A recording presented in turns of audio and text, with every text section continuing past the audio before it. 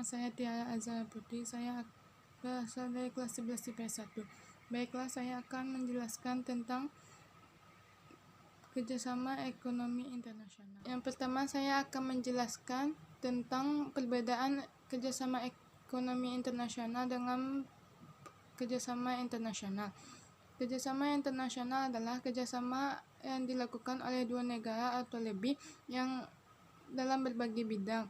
Sedangkan kerjasama ekonomi internasional adalah kerjasama yang dilakukan oleh dua negara atau lebih dalam satu bidang, yaitu bidang ekonomi saja. Kedua, saya akan menjelaskan tentang tujuan kerjasama ekonomi internasional. Tujuan kerjasama ekonomi internasional adalah yang pertama, memacu pertumbuhan ekonomi di setiap negara. Yang kedua, menciptakan perdamaian dunia.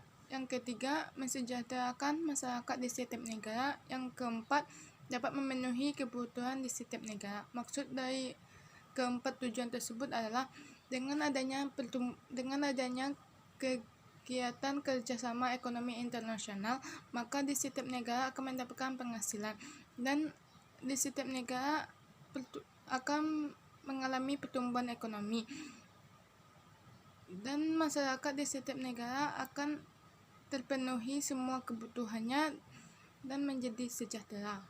Yang ketiga, saya akan membahas tentang manfaat kerjasama ekonomi internasional.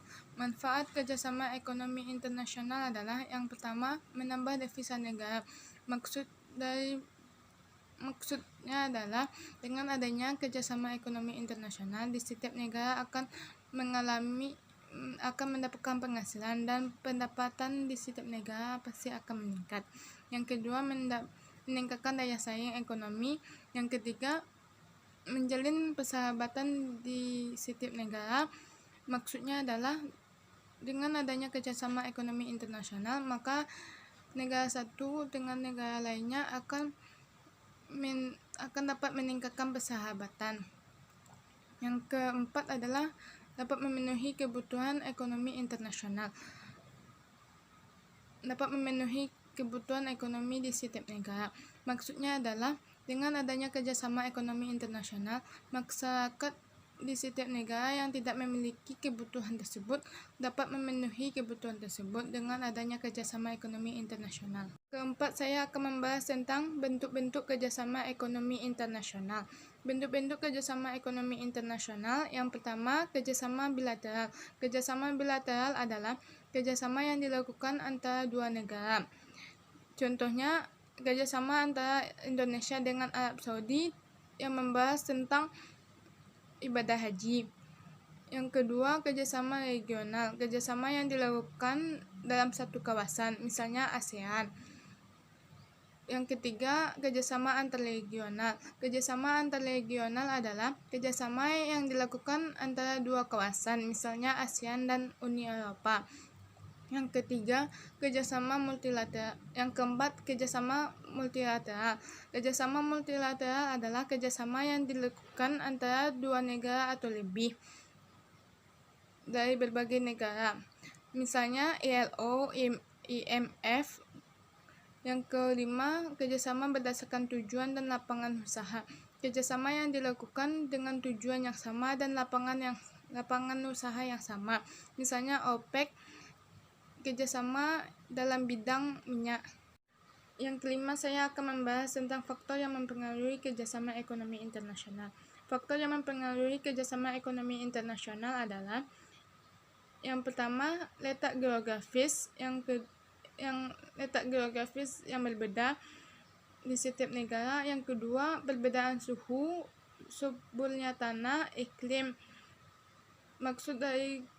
Maksud kedua faktor tersebut adalah dengan adanya perbedaan suhu, suburnya tanah, iklim, dan letak geografis di setiap negara memiliki perbedaan.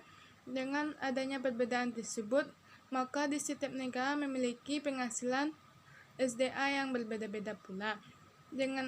Sedangkan masyarakat tersebut harus memenuhi kebutuhannya.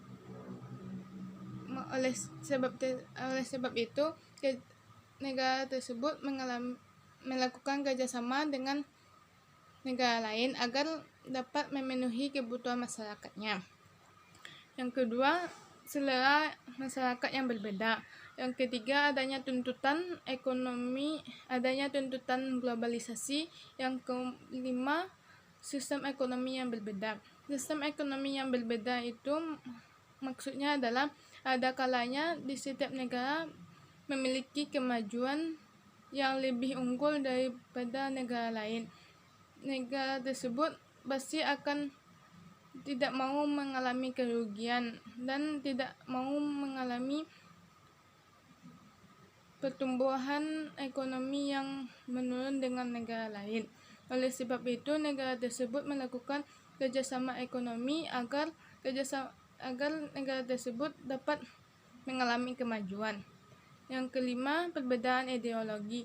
Dengan adanya perbedaan ideologi akan menghasilkan konflik atau menimbulkan konflik. Agar dapat meredakan konflik tersebut, maka di setiap negara melakukan kerjasama ekonomi internasional agar konflik tersebut dapat diredakan.